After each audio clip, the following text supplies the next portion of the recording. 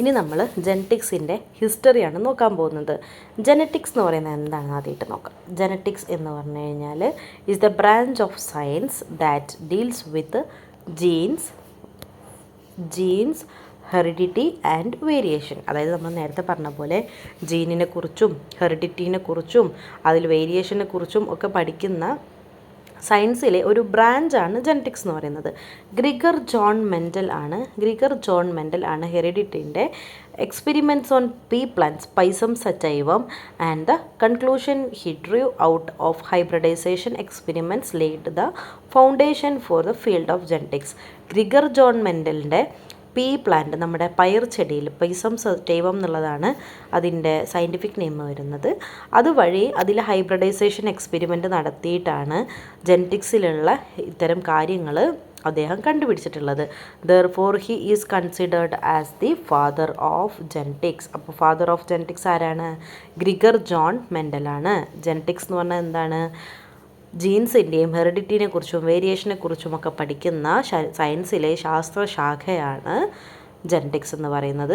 എന്തിലാണ് Gregor John Mendel ജെനറ്റിക്സിനെ കുറിച്ച് പഠിച്ചത്? P പ്ലാന്റ്സിൽ, പൈസം sativum എന്ന് പറയുന്ന പീ പ്ലാന്റ്സിലാണ് പഠിച്ചിട്ടുള്ളത്. അപ്പോൾ ഇവിടെ നമുക്ക് ഗ്രിഗർ ജോൺ മെൻഡലിനെ കുറിച്ചിട്ട് ഒരു ചെറിയ നോട്ടുണ്ട്, നമുക്കൊന്ന് ജസ്റ്റ് വായിച്ചു നോക്കാം. Gregor John Mendel was born on July 20th, 1822 at Hinzitz, a small village of northern Moravia, which is known as a Czech Republic. After joining the Augustinian monastery at Brno, he became the priest in 1847. അതായത് 1822 July 20 ജനിച്ചു. ഒരു മൊറേവിയയിലുള്ള northern ഭാഗത്ത് ഒരു small വില്ലേജിലാണ് ജനിച്ചിട്ടുള്ളത്. അദ്ദേഹം ഒരു priest ആയിരുന്നു. Between 1851 and 1853, he attended the University of Vienna, where he studied physics, mathematics, and natural science, and he learned statistical method to analyze data scientifically.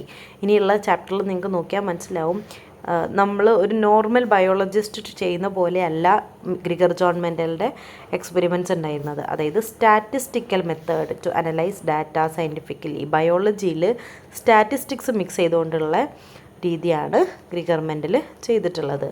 In 1856 Mendel began to conduct hybridisation experiment on pea plants in the garden of his monastery that focused on 7 specific characters such as color of flower, shape of seed etcetera. അതായത് അദ്ദേഹത്തിൻ്റെ മൊണാസ്ട്രിയിലുള്ള ഗാർഡനിൽ ഇദ്ദേഹം എന്ത് ചെയ്തു? ഈ P പ്ലാന്റിൻ്റെ experiment നടത്തി. അതിനു വേണ്ടിയിട്ട് അദ്ദേഹം ചെയ്തത് കുറച്ച് 7 സ്പെസിഫിക് ക്യാരക്ടേഴ്സ് കണ്ടുപിടിച്ചു. അതായത് ഫ്ലവറിൻ്റെ കളറ്, സീഡിൻ്റെ ഷേപ്പ്, അങ്ങനെയൊക്കെ നോക്കിയിട്ടൊക്കെ നമ്മൾ ഡീറ്റെയിൽ ആയിട്ട് പഠിക്കുന്നതാണ്. Based on the analysis of the experimental result he explained that A pair of factors control each characters and represented those factors using symbols. അതായത് എക്സ്പെരിമെൻറ്റിൽ നിന്ന് അദ്ദേഹം മനസ്സിലാക്കിയത് എന്താണെന്ന് വെച്ചിട്ടുണ്ടെങ്കിൽ എ പെയർ ഓഫ് ഫാക്ടേഴ്സ്, അതായത് ചില ഫാക്ടേഴ്സ് നമ്മുടെ എന്നല്ല, ഇപ്പം ഈ പീ പ്ലാന്റിൻ്റെ സ്വഭാവത്തിനെ നിർണ്ണയിക്കുന്നുണ്ട്. ആൻഡ് ആ ഒരു ഡിഫറെൻറ്റ് ക്യാരക്ടേഴ്സിനെ സിമ്പിൾ വെച്ചിട്ട് മാർക്ക് ചെയ്യാൻ തുടങ്ങി. These factors are known to be the genes. ആ ഫാക്ടറിനെയാണ് നമ്മൾ ജീൻ എന്ന് പറയുന്നത്. ആ ജീനാണ് അവരുടെ സ്വഭാവത്തെ നിയന്ത്രിക്കുന്നതെന്നാണ് നമ്മൾ പഠിക്കുന്നത്.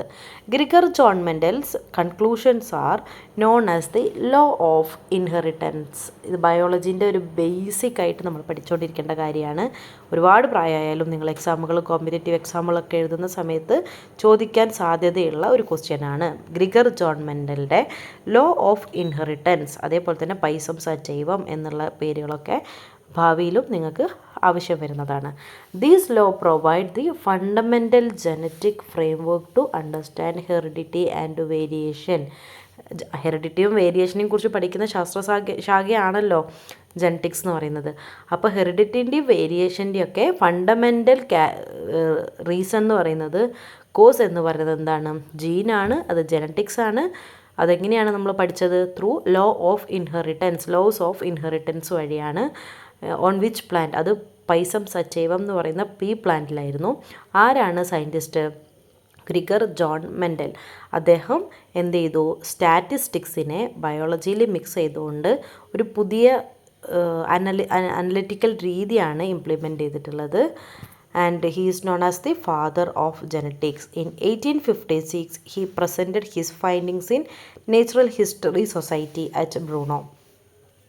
The following year he published a thesis titled Experiments on Plant Hybridization. അതായത് അദ്ദേഹം നാച്ചുറൽ ഹിസ്റ്ററി സൊസൈറ്റിയിൽ അദ്ദേഹത്തിൻ്റെ ഫൈൻഡിങ്സ് എന്ത് ചെയ്തു, പ്രസൻറ്റ് ചെയ്തു.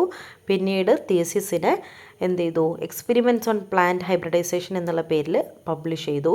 However the scientific community of that time largely ignored Mendel's discoveries. അതങ്ങനെയാണല്ലോ. അപ്പോൾ എന്ത് ചെയ്തു, അദ്ദേഹത്തിൻ്റെ ഡിസ്കവറീസിനൊക്കെ അന്നത്തെ കമ്മ്യൂണിറ്റി ഇഗ്നോർ ചെയ്തു, മണ്ടത്തരായിട്ട് കണക്കാക്കി. ആഫ്റ്റർ ദാറ്റ് 1884 ആയപ്പോൾ എന്ത് ചെയ്തു, Gregor John Mendel passed away, മരിച്ചുപോയി. ഏകദേശം 1900 16 years after his death, botanist Hugo de Vries, Carl Correns and Erich von Schermark recognized the significance of Mendel's research. അതായത് 16 വർഷങ്ങൾക്ക് ശേഷം Hugo de Vries, Carl Correns and Erich von Tschermak എന്നുള്ള 3 സയൻറ്റിസ്റ്റുകൾ ഈ Gregor John മെൻഡലിൻ്റെ identifications, laws of inheritance, അതിലുള്ള എക്സ്പെരിമെൻറ്റ്സിനൊക്കെ recognise ചെയ്തു, അതിനൊരു ആദരവ് കാണിച്ചു, അത് ശരിയായിരുന്നു, ശരിവെച്ചു. With these Mendel's findings were accepted as the foundation of the science of genetics. ഇതാണ് പിന്നീട് ജെനറ്റിക്സിൻ്റെ ഫൗണ്ടേഷനായിട്ട് കണക്കാക്കിയത്. Genetics has grown into the most extensive branch of science through numerous contributions of various scientists. അതായത് ആദ്യം ഗ്രിഗർ ജോൺ മെൻഡലായിരുന്നു, പിന്നീട് അത് Hugo de Vries, Carl Correns, Erich von Tschermak പോലുള്ളവർ എന്ത് ചെയ്തു, അത് ശരിവെച്ചു. പിന്നീട് ഈ ബേസിസിൽ ഒരുപാട് സയൻറ്റിസ്റ്റുകൾ എക്സ്റ്റെൻസീവ് ആയിട്ടുള്ള ഒരുപാട് എക്സ്പെരിമെൻറ്റ്സ് ചെയ്യുകയും ജെനറ്റിക്സ് എന്നുള്ള ശാസ്ത്രശാഖേനെ ഉയർത്തിക്കൊണ്ടുവരികയും ചെയ്യുകയുണ്ടായി. ഇതാണ് ജെനറ്റിക്സിൻ്റെ ഹിസ്റ്ററി ആയിട്ട് നമ്മൾ പറയുന്നത്. ബാക്കി അടുത്ത ക്ലാസ്സിൽ നോക്കാം. താങ്ക്